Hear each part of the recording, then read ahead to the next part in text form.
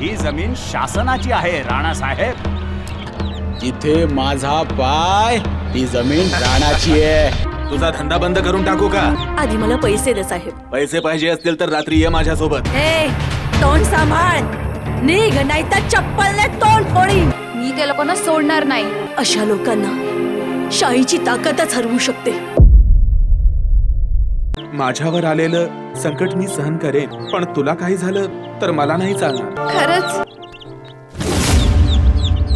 ती मुलगी आपल्या खानदानाच्या लायकीची नाहीये. पप्पा, मी तिच्यावर प्रेम करतो. हे पागलपण डोक्यातून काढून टाक. तू एमएलएचा मुलगा आहे. आजच्या नंतर मला भेटायला येऊ नको. सर्व संपलं, समजलं? तू मुलगी आहेस माझी. आई, मी तुझी मुलगी नाही, मी तुझा मुलगा आहे. ती कामवाली नाही. दुर्गा, हा घे तुझा पगार. उद्यापासून कामाला येऊ नकोस. माझं काही चुकलं का? तू भंगारवाली आहेस हे आता मला कळलं. काय झालं आई? आज पण काम सुटलं. मम्मी, तू किती काम करशील? मला वाटतं की मला पण एखादी नोकरी करावी. नाही, असं बोलू नकोस. हे काम करण्यासाठी मी तुला शिक्षण देत नाहीये. त्यात काय झालं आई? तू चिंता नको करू, मी तुझे सगळे स्वप्न पूर्ण करेन. माझी आई ममतेची छाया पूर्ण करण्या स्वप्न तिचे लढते मी दिन रात. अपूर्ण इच्छा बाबांच्या पूर्ण करीन मी आज.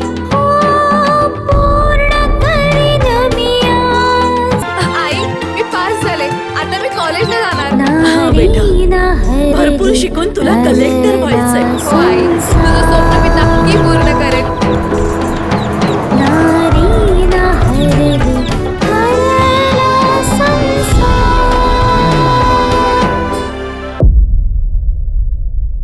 कोण अडवतंय रे आपलं काम?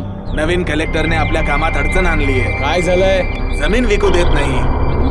मॅडम, याच्यामध्ये एक महत्वाची फाईल आहे. मोकळ्या जमिनीवर बिल्डर आणि MLA या दोघांनी एकत्र येऊन मोठा भ्रष्टाचार केला आहे. जर असंच असलं तर आपण आजच ग्राम विस्तारच्या व्हिजिटला जाऊया. बंद करा तुमचा तमाशा. पैसा पैसा पैसा. अहो, काय करायचंय पैशांचं? मुलगा जिवंतच नाही राहिला तर ह्या पैशांना आग लावणार काय तुम्ही? मी मेहनत करून माझ्या पोरीला कलेक्टर बनवलंय. इज्जत विकून नाही साहेब. हा एका आईचा अभिमान आहे. बेईमानी नाही केलीये.